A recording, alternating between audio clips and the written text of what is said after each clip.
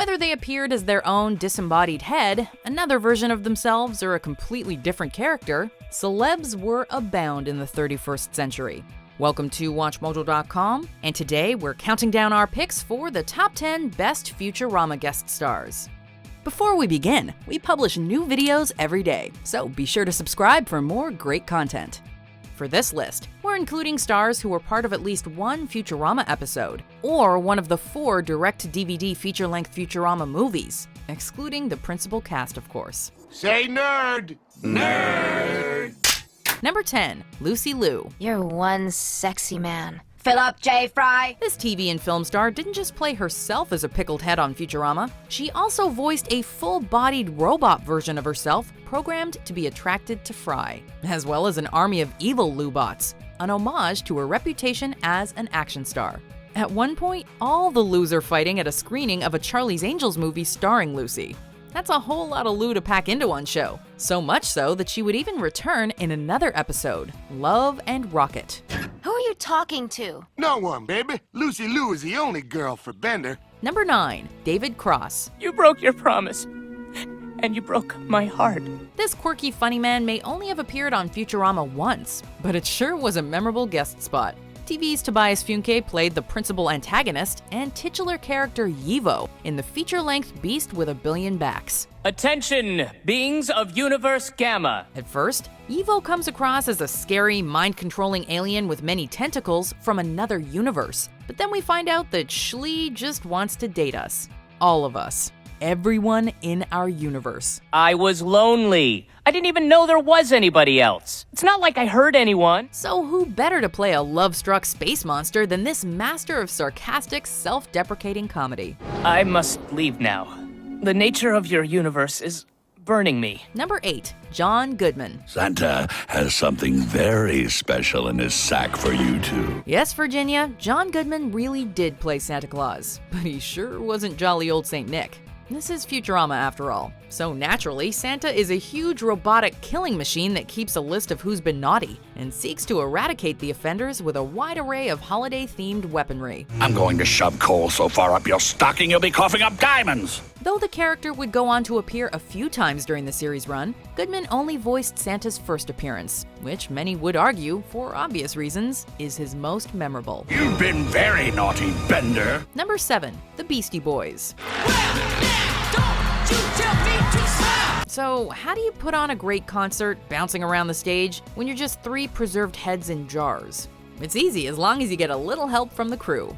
At least that's how the Beastie Boys pulled it off when they appeared in this first season episode. Oddly, however, while Mike D voiced himself, Adam Adrock Horovitz had to pull double duty, voicing both himself and an absent Adam MCA Yawk. Back in the 20th century, I had all 5 of your albums. That was 1,000 years ago. Now we got 7. The episode started with the Planet Express crew catching one of their shows, only to have the trio show up again later on to throw some more rhymes. Hey, Bender gonna make some noise with your hard drive scratched by the Beastie Boys! Number 6, Dan Castellaneta. I rather think we could strike a deal, Bender. Seeing as Futurama is a Matt Groening creation, it was only a matter of time before stars from Groening's other series made an appearance. Dan Castellaneta, the voice of Homer Simpson, Krusty the Clown, and other characters, made 6 visits to New York, voicing Beelzebot. Also known as the Robot Devil, Beelzebot ran Robot Hell, the dark underworld of robotology, and was played to perfection by Castellaneta in all but one of his appearances. As the musically inclined, deal-making manufactured demon, Beelzebot had plenty of encounters with the Planet Express crew, Bender in particular. Here on level 1 of Robot Hell. Number 5, Sigourney Weaver. Each get one of the 4 buttons, Remember, Bender? That was the deal. She's no stranger to outer space or dealing with alien life, and in general, she's accustomed to weirdness. But this time around, Sigourney Weaver wasn't locked in a life-or-death battle to protect her ship. She was the ship itself. If you don't like the stations, you could just play with my buttons till you find something we both enjoy. Voicing the Planet Express ship's newly installed female personality, Weaver sparks something in Bender, who finds her irresistible. The two quickly fall for each other, but when Bender gets bored, the ship gets jealous. Bender, don't lie!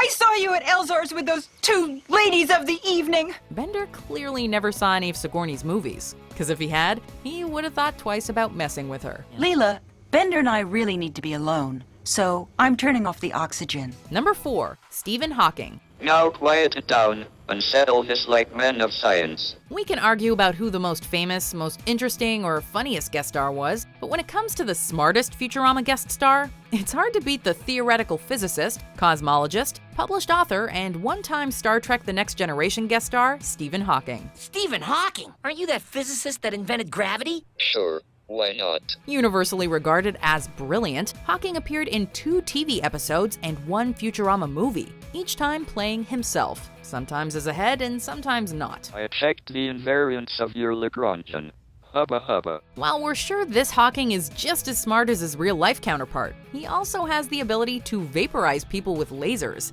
something the real Hawking could not do, as far as we know. I didn't know I could do that. Number 3, Al Gore. I'm Al Gore, and these are my Vice Presidential Action Rangers. There have been plenty of politicians impersonated on Futurama, but when you see 2-term vice president, 1-time Democratic presidential nominee, film director and environmentalist Al Gore on the show, it's really him doing the voice. Not all missions can be solved with chess, Deep Blue. Someday you'll understand that. Sometimes he's his head, once he led a shadowy group trying to preserve the timeline, and once he played himself losing the 2000 election with a little help from Bender. Robot! In all, he made an impressive 5 appearances on the show, though his daughter Kristen being a writer on the series may have helped make this happen. Put the dice away before I take them away. Number 2, Beck. Wow, that was great. Hey, thanks. You a fan? Grammy-winning musician Beck is known for experimentation and for incorporating electronic elements into his genre-defying sound. On Futurama, he takes it one step further by adding Bender, a fully electronic being, to his band. He even shows the robot how he can play music without the use of his arms or legs, something a rock star who's just a head in a jar would probably be pretty familiar with. Try and scrape it across your chest like a knife on burnt toast. Beck performs some of his biggest hits on the show, but also an original duet with Bender. Soy un perdedor. That was a washboard brain. Before we unveil our number 1 pick, here are some honorable mentions. Got my TIE fighter out of the hangar. Jump back, Jack, 'cause I'm Jewish and I'm undead. I, sir, am the master of the hunt, and I'll thank you to behave like a gentleman. The computer will return after deciding your punishment. Number 1, the cast of Star Trek The Original Series. My ship, whom I love like a woman, is disabled. Oh, Lord. It was bound to happen, and for all our enjoyment, one time it did. Having already featured cameos from Trek stars Leonard Nimoy and Nichelle Nichols, as well as countless Trek references, Futurama decided to bring as much of the original series cast together as they could for one episode.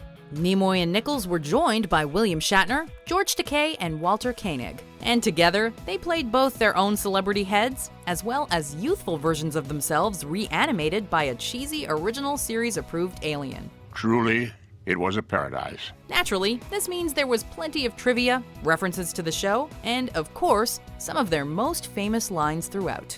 Con! Do you agree with our picks? Check out these other great clips from WatchMojo and subscribe for new videos every day.